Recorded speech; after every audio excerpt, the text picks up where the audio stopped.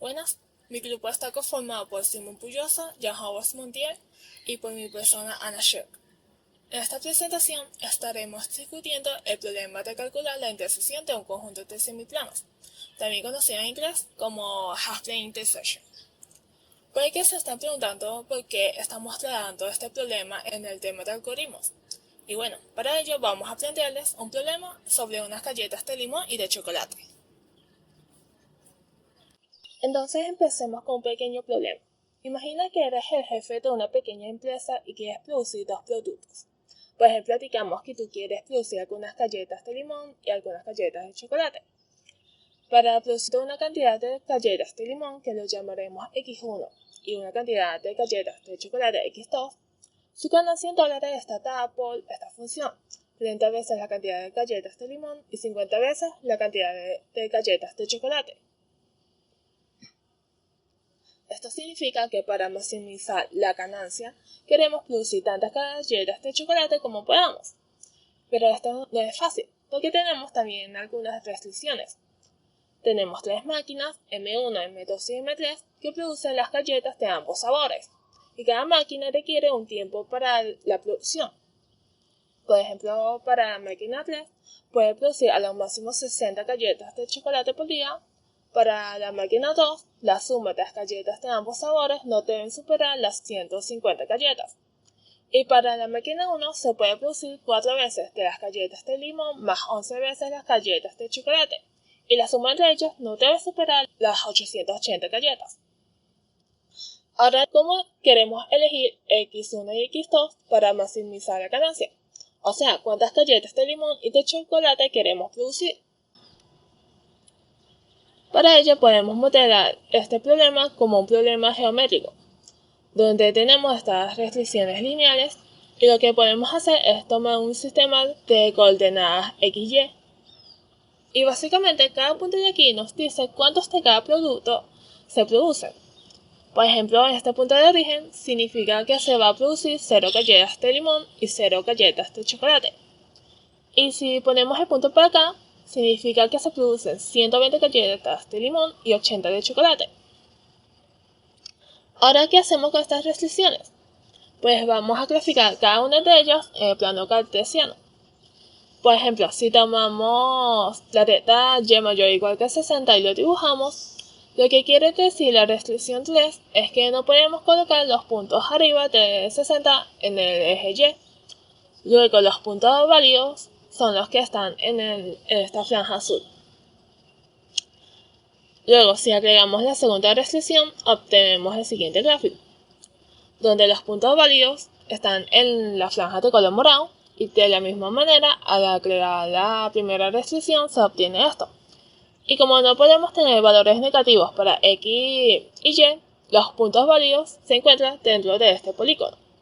Y estos puntos válidos están básicamente en la intersección de las franjas de color azul, rojo y verde, con la condición de que X y Y sean números no negativos. Y cada una de estas franjas recibe el nombre de semiplano. Por lo tanto, el semiplano es cada una de las partes en la que una recta divide un plano. Por ejemplo, en este dibujo tenemos que esta recta divide el plano en dos semiplanos, el semiplano A y el semiplano B. Ahora, volviendo al problema anterior, necesitamos encontrar la región que incluya a todos puntos dentro de este polígono. Y luego la máxima ganancia estará en algún vértice del polígono. Si te preguntas el por qué, es porque si se tiene esta función de ganancia, esta función la podemos representar como un vector, llamemos este vector U. Luego podemos trazar una línea ortogonal o perpendicular a este vector. Si observamos todos los puntos que se encuentran sobre esta línea, se tiene una ganancia de $1.500. Luego, si subimos la línea amarilla un poco más arriba a lo largo del vector U, y hasta llegar a algún vértice del polígono, tenemos que el valor de la ganancia aumenta. Y por ejemplo, para este punto X igual a 0 y Y igual a 60, se obtiene una ganancia de $3.000. Ahora, si subimos de nuevo la línea amarilla hasta llegar a otro vértice, se tiene una ganancia de $4.500. Y finalmente, si colocamos la línea en el vértice o punto 110 como 40, se obtiene una ganancia de $5.300, el cual es mayor que todas las ganancias que obtuvimos anteriormente. Ya no podemos subir más la línea porque si no se sobrepasa del polígono. Ahora ya sabemos cómo podemos resolver este problema, que es obtener cada vértice del polígono resultante, de interceptar los semiplanos y evaluarlo con la función de ganancia, para así obtener el máximo valor de cada una de estas evaluaciones. Pero ¿cómo hallaremos los puntos o los vértices del polígono? Pues para ello sabemos que tenemos que encontrar un algoritmo para hallar la intersección de los semiplanos. Por lo tanto, vamos a definir como n la cantidad de semiplanos en el conjunto dado. ¿Cómo se representan las líneas y semiplanos?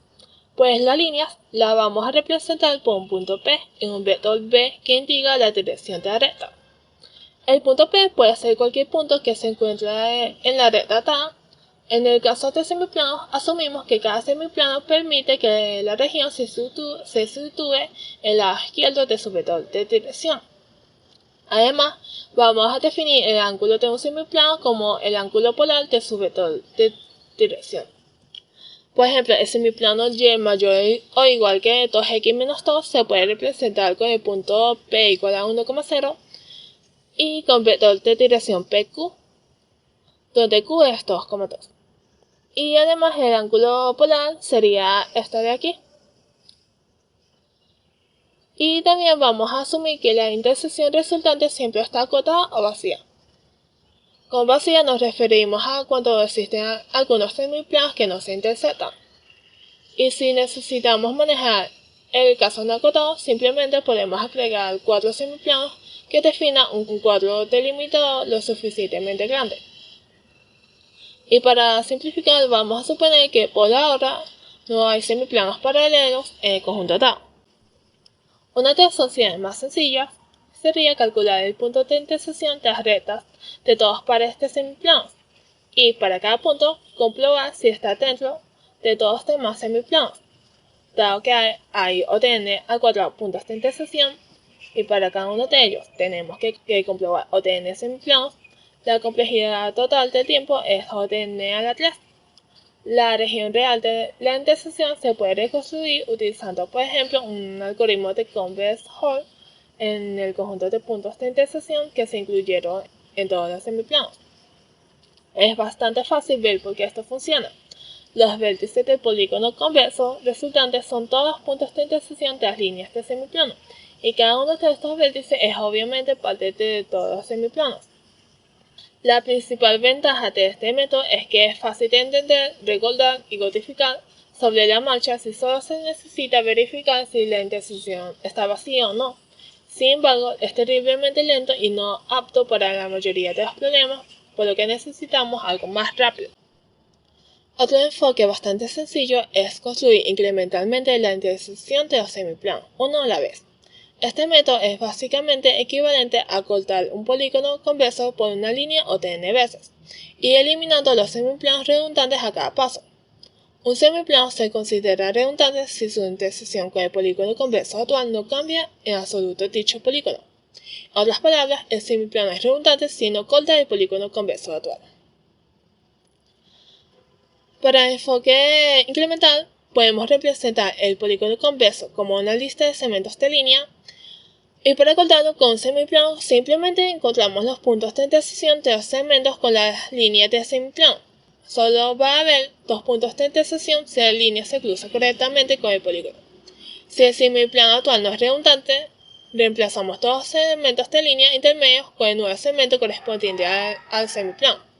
Dado que dicho procedimiento se puede implementar en tiempo lineal, simplemente podemos comenzar con un cuadro delimitado calculante y cortarlo con cada uno de los semiplanos, obteniendo una complejidad de tiempo de o n al cuadrado. Supongamos que tenemos los siguientes semiplanos. Vamos a inicializar nuestra lista de segmentos S en vacío y agregaremos la recta de los primeros 2 semiplanos y mayor o igual que 0 y x mayor o igual que 0 para comenzar con un cuadro delimitado calculante. Notemos que la intersección entre ambos semiplanos es el punto 0, 0. Ahora iteraremos cada uno de los semiplanos que nos falta por crear, empezando con el semiplano y menor o igual que 100. Y vamos a calcular la intersección de este semiplano con cada segmento en la lista S. Obteniendo el punto B, observemos que el semiplano actual corta al polígono completo, por lo tanto este segmento no es redundante, y lo creamos a S. Ahora para el siguiente semiplano tenemos que cortar el polígono actual con una recta que va del punto C a D.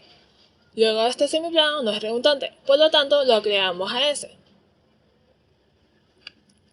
Ahora para el siguiente semiplano sí es redundante, porque está completamente contenido en el polígono ABDC.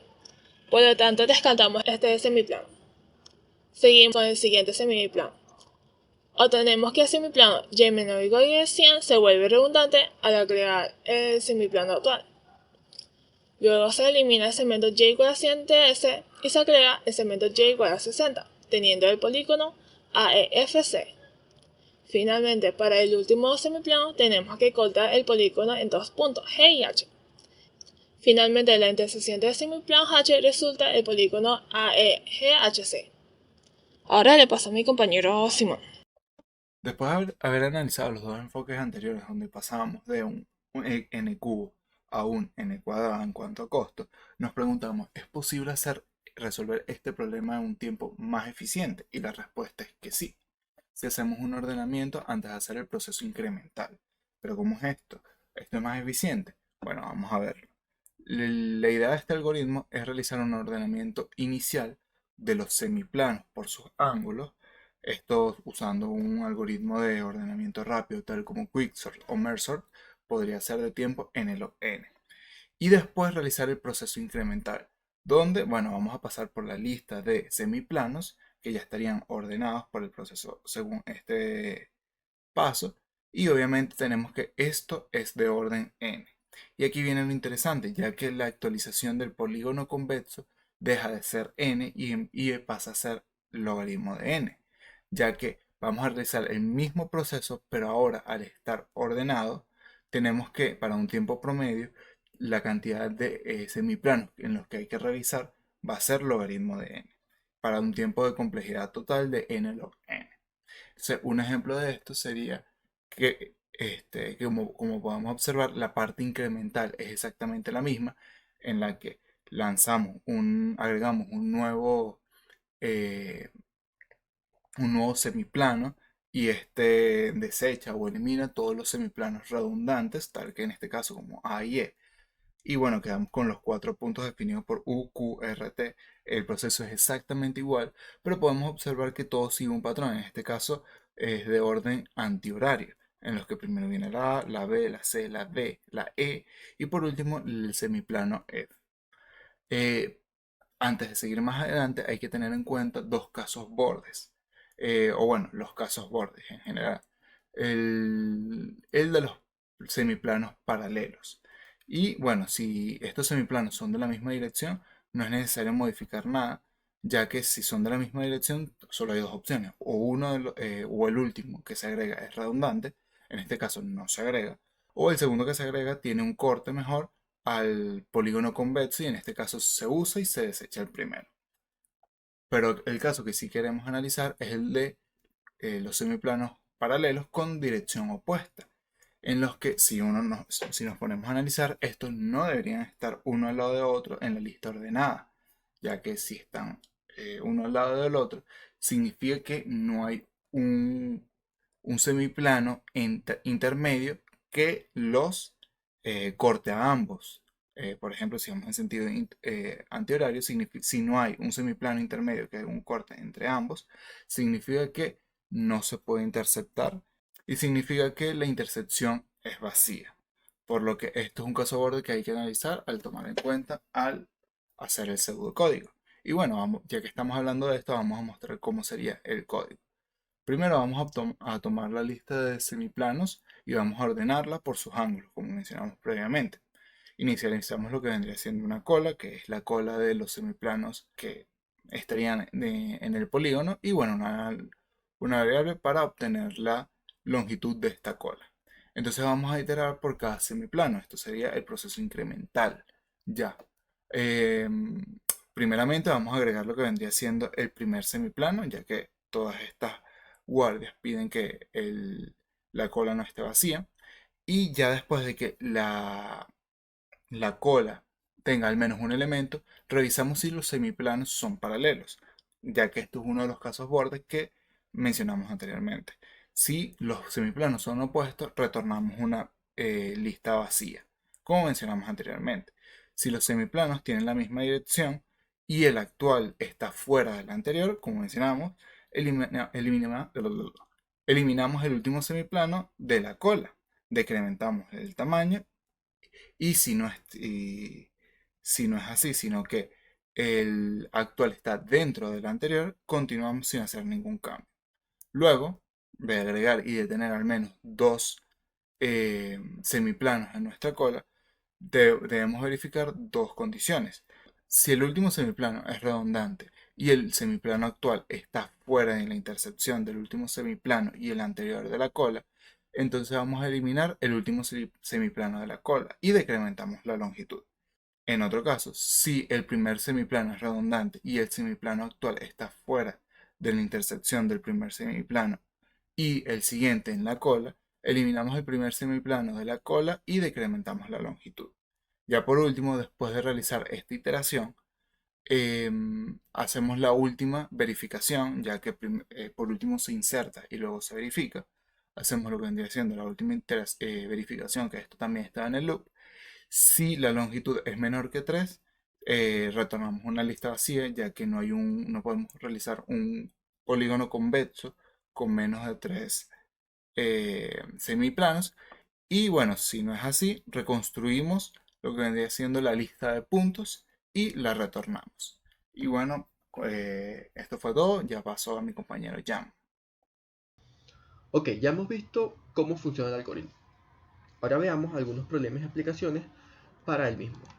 El primero es la intersección de polígonos convexos, el cual dice: dado un conjunto de n polígonos convexos, queremos calcular la región que está incluida dentro de todos los polígonos. En este ejemplo, tenemos 3 polígonos convexos, queremos calcular esta región de intersección. Esta. Ok, ¿cómo podemos hacerlo? ¿Qué sabemos de esta región?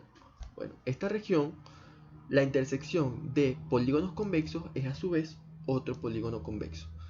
Y los vértices de este polígono van a ser o un vértice de un polígono dado, de uno de los polígonos dados, o la intersección de los lados de alguno de los polígonos dados.